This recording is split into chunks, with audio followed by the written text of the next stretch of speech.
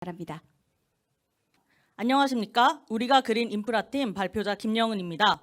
지금부터 환경 형평성을 고려한 서울 시내 그린 인프라 조성을 주제로 발표를 시작하겠습니다. 목차는 다음과 같습니다.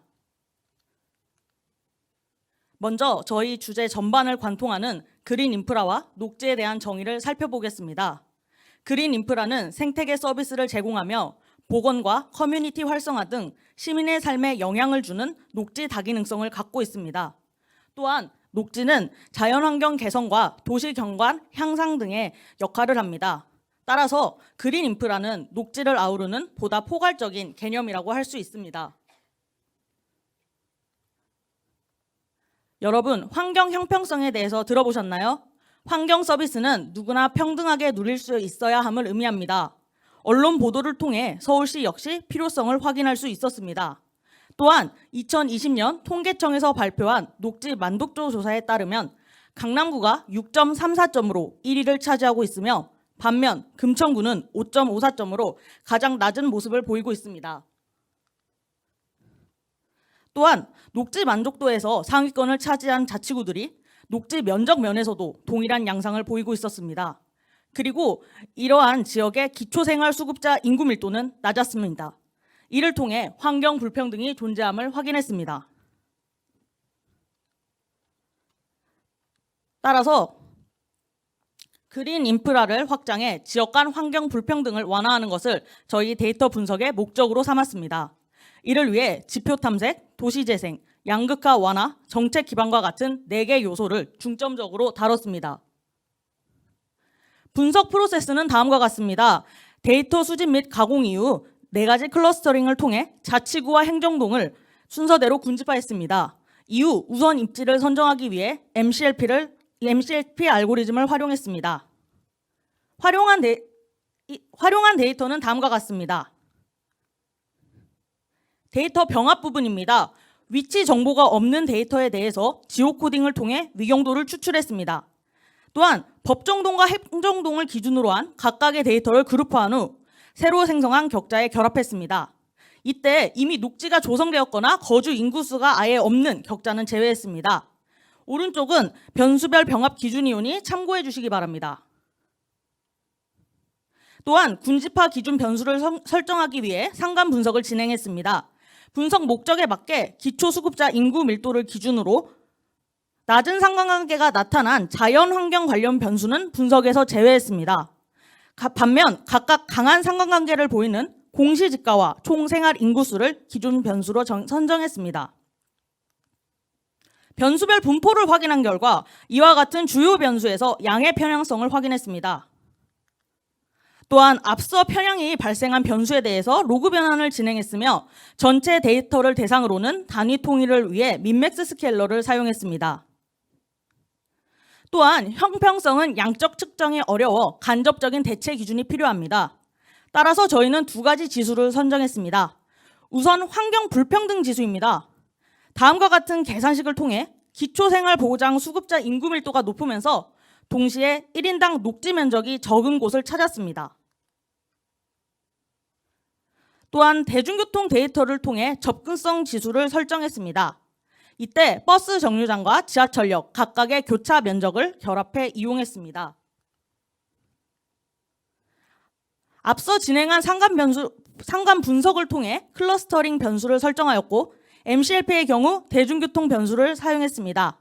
클러스터링은 K-맨즈, K-매도이즈, 계층화, 가우시안을 사용했습니다.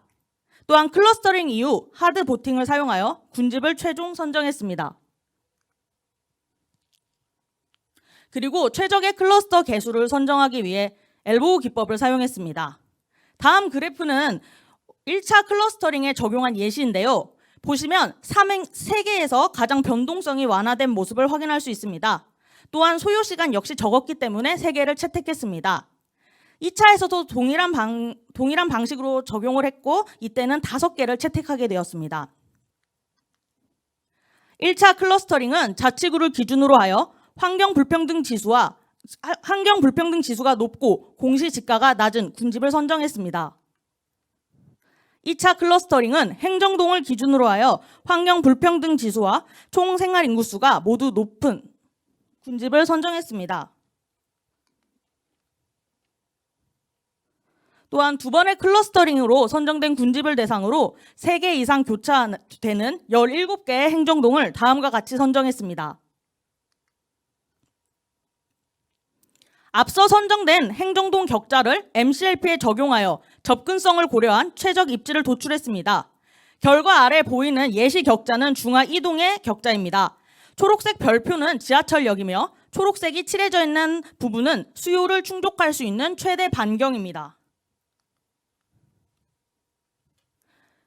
저희는 분석 주제에 맞게 환경 불평등 지수를 기준으로 삼아 격자 순위를 확인했습니다. 따라서 다음과 같은 행정동들이 우선순위가 높은 지역으로 선정되게 되었습니다. 지금부터는 선정된 행정동을 대상으로 녹지 유형을 제안하겠습니다.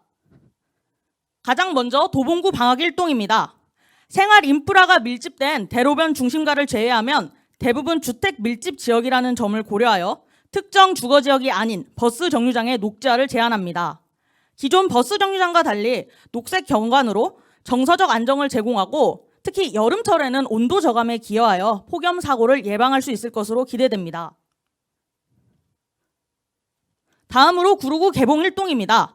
개봉역 앞 광장은 유동 인구가 많음에도 쉴 공간이 없고 불법 노점이 점유하여 기존의 민원이 많이 발생하는 등 현재 광장이 제 역할을 하지 못하고 있는 실정입니다. 따라서 2021년부터 서울시가 추진하고 있는 이동형 한뼘 공원을 제안합니다. 그늘 효과가 높은 수목 사용과 1인용 의자 등은 시민들의 수요를 충족시킬 수 있다고 생각합니다. 마지막으로 중랑구 중하 2동입니다. 자동차로 인해 발생하는 열과 포장재로 인한 문제는 지역 주민들의 삶의 질을 감소시킵니다. 그러나 친환경 녹색 주차장은 근본적인 주차장 수요는 충족하되 녹지 공간 확충과 도시 환경 개선이 함께 이루어져 긍정적 역할을 할 것으로 판단했습니다. 앞서 저희가 제안한 녹지 유형을 실제로 지자체에서 활용하고 있는 사례입니다. 의정부의 버스 정류장은 보시는 바와 같이 바쁜 일상 속 쉼터와 같은 역할을 합니다. 또한 상암동에 있는 MBC 앞 광장은 평소에는 공원이지만 아래 사진과 같이 행사가 이루어질 때는 한쪽으로 이렇게 치워서 광장의 역할이 보다 유연하게 수행될 수 있도록 합니다. 또한 대전의 친환경 주차장은 조경 식재가 함께 이루어져 시민들에게 호응을 얻고 있습니다. 끝으로 의의와 기대 효과는 크게 3가지 측면으로 볼 수 있습니다. 사회적 측면에서는 형평성을 기반으로 하여 공공정책 수립에 도움이 될 것으로 예상합니다. 또한 녹지대 접근성이 증가해 시민들의 신체적, 정신적 건강에 도움을 줄 것입니다. 다음으로 경제적 측면에서는 시장 경쟁 환경에서 환경 자원의 불평등 완화와 자연재해로 인해 발생할 가능한 행정 비용의 감소가 예상됩니다.